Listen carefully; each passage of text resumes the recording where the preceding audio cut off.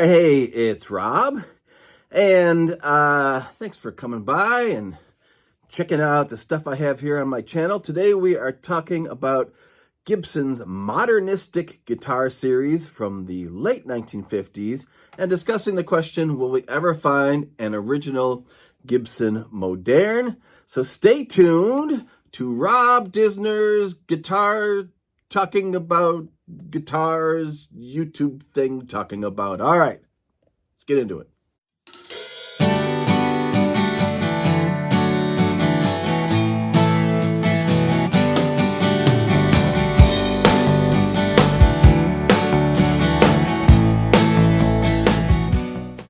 So the Gibson Modernistic guitar series, that was 3 different guitars that they displayed at the NAMM convention in 1957, the North American Music Merchandisers Convention, when all the manufacturers, the guitar makers would bring out the latest and greatest of their new designs, their new products. And in that 1957 show, they had 3 adventurous solid body guitars from Gibson show up to really shake things up. They were known as, well, actually, there's some question as to what they were known as. They definitely had the Flying V, which was called the Flying V. They definitely had an Explorer-shaped guitar, which was either called the Futura or the Explorer. And later on, there was another guitar that kind of looked like an Explorer, but a little smaller body, and they called that one the Futura, so it's all very confusing. And then the third guitar, which didn't have any name at all, and later on people have referred to this as the Moderne. The French word for modern. A lot of people just pronounce it as modern and mess up the pronunciation and the spelling of it. Modern, I don't know, I've heard all sorts of things. But in this video, we're calling it the Gibson Modern. So what was it, and why have we never seen one? Well, it was this third design, this mysterious design. Sorry, I got an itch on my nose. And didn't even have a name, and kind of a weird-looking hybrid. They called it a sail fin guitar. It was kind of half of a Flying V, and the bottom half was a rounded out shape on the lower part of the guitar. Ted McCarty, the president of Gibson at the time, explained it, and he said Fender was talking about how Gibson were a bunch of old fuddy-duddies. Their designs were very traditional. They had the Les Paul, which was pretty modern at the time, actually. And we had, literally just gotten into the design and development of solid body guitars, realizing, of course, they could kind of be any shape, and just to kind of start experimenting with some of those ideas. It didn't have to look like a guitar. It didn't have to be rounded. Of course, they decided early on to have cutaways, because what's the point of having frets up there if you can't reach them? So anyway, he said he overheard people at Fender talking. Gibson were a bunch of fuddy-duddies, and it annoyed him. So he said, let's shake them up. And they came up with these 3 guitar designs that were very different from anything else. Now, we got to think about 1957 as a year, an era, a concept. Before my time, I know I'm getting up there, but it was about 10 years before I made the scene. Anyway, 1957 was a very pivotal year in the United States and around the world. First of all, it was called the International Geophysical Year. They actually had a name for 1957. And it basically was a signal that the Cold War was kind of on the way out, and that even though America was kind of an isolationist country and had kept to itself during this time, we wanted to expand that, and we wanted to share scientific knowledge with other countries, and that's what they did with this International Geophysical Year. They had different science disciplines, and they were sharing information, I think, with 80 countries or something or other around the world. So, it was an era of, exploration and development. Of course, 1957, also famous as the year that we saw Sputnik.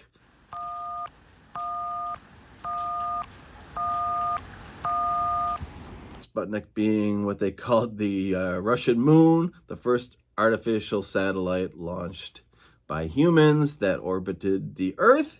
And it didn't do anything other than beep, but of course it signaled the beginning of the space age, and people were all into rockets and science fiction. Of course, look at the tail fins on the cars and the design. So not out of the realm of possibility that a company might think, hey, let's come up with some guitar designs that will really shake up the market. So that's what they did, and of course met with varying degrees of indifference. I don't know that any of these designs were particularly popular or, really drummed up a lot of interest with the general public. You got to think about it, people want things to advance and they want to live in the future and they want all this cool stuff. And at the same time, they want everything to stay the same. People are basically traditional and they don't like change. So these guitars were weird, unusual. What are they? Why do we need them?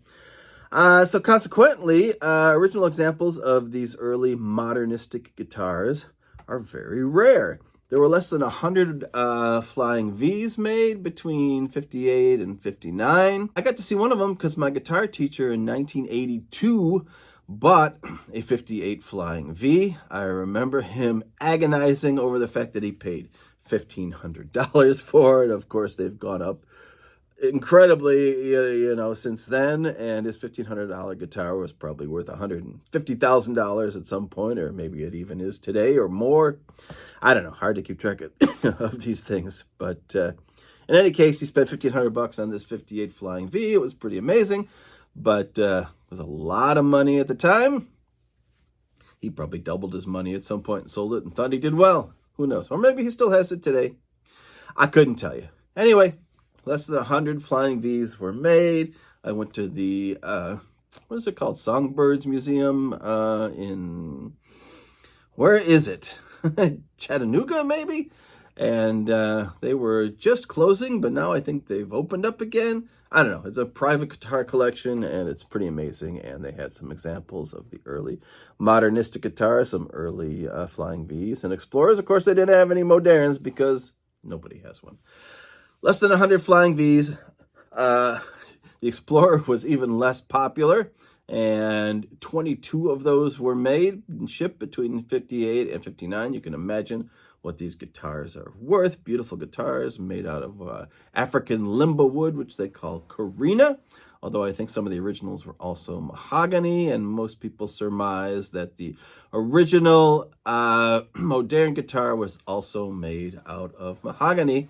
Now, have any ever been seen? Will any be seen? There was one, and it does exist today. It is a question of whether, of course, it is original, or if not, where it came from. This original example was discovered by a guy named Earl Wine. You can look him up. He's got a lot of great repair videos. He is an expert luthier, expert on guitar repair. And he comes from my home state of Michigan, or at least he was living there at the time. He was in Ann Arbor, which is the home of University of Michigan. Sorry, I went to Michigan State, the other one. The one that just had the mass shooting. But that one is in East Lansing. University of Michigan is in Ann Arbor, and that's where Earl Wine was, in Ann Arbor, Michigan. He said he came across this thing that he now thinks was a Moderne, belonged to a man in Detroit. And this man at some point had taken it back to Gibson and had a Melody Maker neck put on it because he liked the feel of the Melody Maker neck.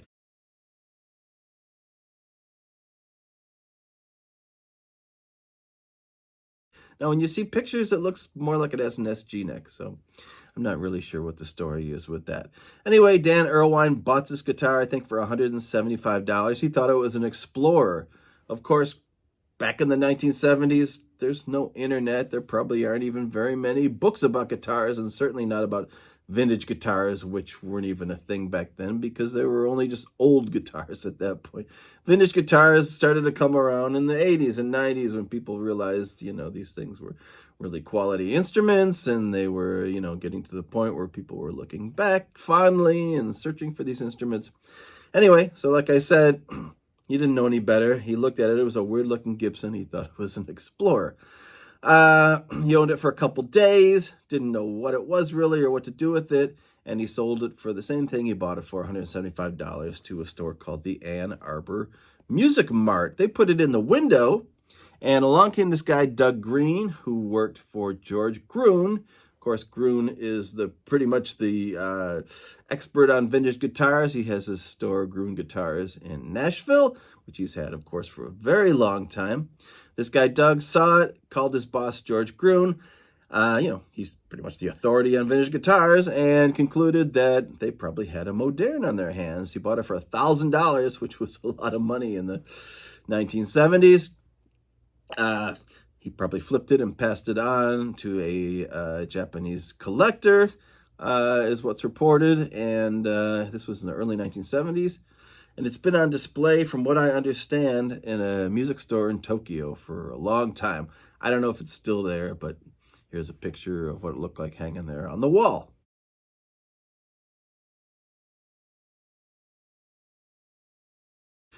So there was an earlier sighting of this guitar by author Rob Lawrence, who's written a lot of books on the history of various Gibson guitars. He visited Ann Arbor in 1972, before Earl Wine got the guitar and sold it to that Ann Arbor Music Mart. Some people had been talking about it, and they said that, this guy owned a black Moderne guitar. He played the guitar a couple times. He said it had the Gumby headstock and the biggest neck they had ever played. Now, it was probably a prototype, and, maybe that's how they were building them back then. This was before, he said, the Detroit fellow had Gibson re-neck it. Now that, might be hard to prove, except that Ann Arbor, Michigan and Kalamazoo, Michigan, where the Gibson factory was, they're only 100 miles away. So it's not out of the realm of possibility that you could take a guitar back to the Gibson factory and have them put a different neck on it. It's happened, hundreds of times. But unfortunately, there's no record. There's no proof. Gibson has, no recollection or documentation of it happening. But we just have this one picture to go on, where it certainly looks like the guitar is a Moderne with some kind of different neck on it. A few years later, he realized it's probably the same guitar, but the neck was replaced. He hadn't put it together at the time, and he thought, well, maybe it's a copy of that guitar, but now he believes that Dan actually had the same guitar, which was the Moderne body with a different Gibson neck. Now, Ted McCarty, from Gibson himself, he moved on to work at Bigsby, and when he was interviewed at Bigsby, he talked about the 3 different guitars. He said that many prototypes of these various guitars were either destroyed or they were sometimes bought by employees. He seems to think there were about a half dozen of them made. Doesn't know where they went. Billy Gibbons of ZZ Top claims that he has an original Moderne, but he won't let anybody see it. I believe that someone has seen it and has pretty much decided that it's a fake or a copy. They did make copies in the 70s. Ibanez, once they got a hold of one, or at least knew what they looked like, started, churning them out. And some people even think that the one that Dan Earl Wine found is just a Ibanez copy or whatever. It's hard to say. It was such an oddball guitar. Like, why would you copy this guitar that, nobody wanted to begin with and was unknown, very much an unpopular instrument. And they certainly did copy it, Ibanez, later on in the 70s, but I don't know how many of those they even made. All right. Is there other evidence that the Gibson Moderne even existed? Well, there's a vague mention of these modern guitars on a shipping list, but most people think that it just was referring to Explorers and not the Moderne itself, but the Gibson Modernistic series of guitars, which also includes, of course, the Flying V and the Explorer. Gibson engineer Rendell Wall, who later went on to found Heritage Guitars. Heritage was a company made by the former employees of that Kalamazoo factory when Gibson moved out there and they moved to Memphis, they had this factory that was idle. So this guy, Rendell Wall, I'm going to stop trying to pronounce his name, whatever it is, you can look it up. Rendell Wall took over the factory with some of the employees and kept it going as a new company called Heritage Guitars, but they basically were just churning out the same things, 335s and Les Pauls and things like that of their own slightly altered design. And they are there to that day. Heritage makes excellent guitars. And if you play one, you may think, boy, this is even better than, a Gibson that might be hanging on the wall right next to it. Anyway, so Mr. Wall played a guitar in the early 60s for a local performance of Bye Bye Birdie. And he claims he got it from the Kalamazoo factory. And it came out of the Gibson morgue, the room where just abandoned guitars were.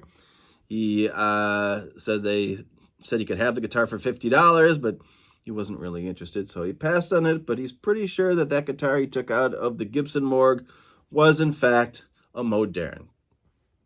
He knew what an Explorer was. He knew what a Flying V was. It wasn't either one of these. And, there are no pictures, of course, or evidence that existed this either.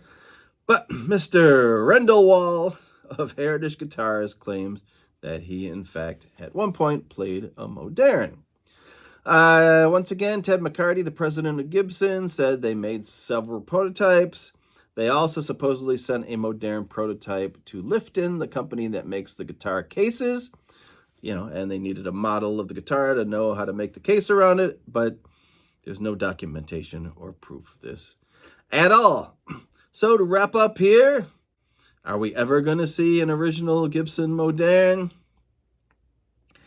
I have my doubts at this point. You got to think about it. 1957 was a long, long time ago. You're talking 70 years almost, coming on. So the fact that nothing has ever surfaced, the fact that anybody who would have had one, in the era, who was of any age at that point, would have been, most likely passed away by now, and this guitar would have been discovered if it was hiding in a closet or a barn or whatever. An original owner had it and squirreled it away. Those days are long gone. Anyone who can take 5 seconds and look at something and look on the internet can find out what they have now. So are we ever going to find an original Moderne?